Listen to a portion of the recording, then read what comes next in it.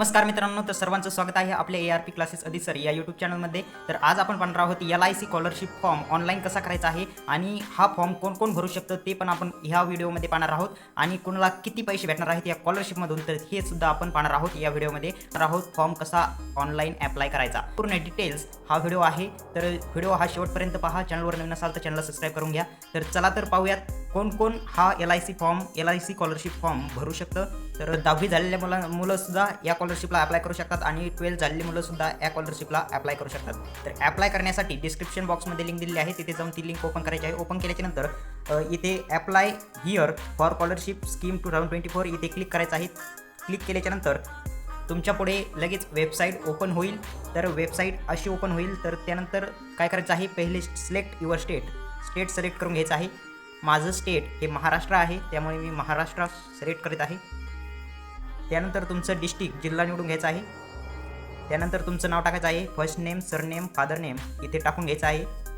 त्यानंतर जेंडर, त्यानंतर date of birth टाकायचे आहे। त्यानंतर नॅशनॅलिटी इंडियन करायचं आहे, इंडियन असाल तर, आणि ॲड्रेस टाकायचा आहे।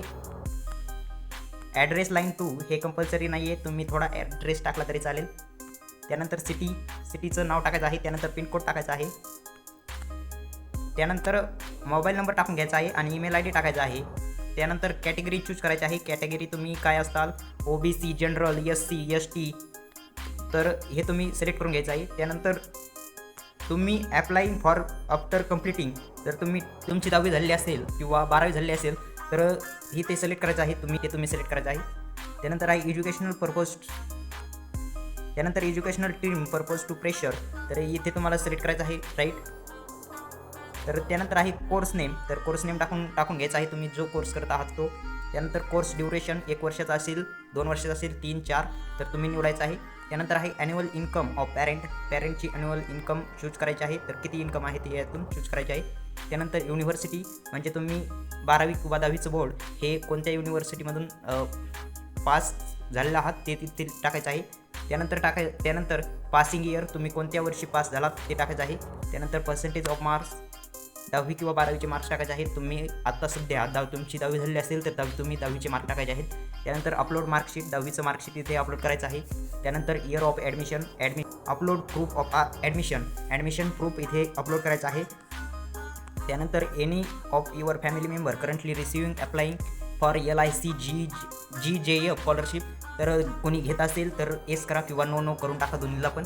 त्यानंतर बँक अकाउंट डिटेल्स द्यायचे आहे, इथे बँक अकाउंट डिटेल्स टाकायचे आहे। नंतर नेम ऑफ द बँक हे मनाने येईल आणि ब्रांच नेम हे सुद्धा तुम्हाला मनाने येईल, फक्त ह्या IFSC कोड टाकल्याच्यानंतर ते सगळी डिटेल्स मनाने येते।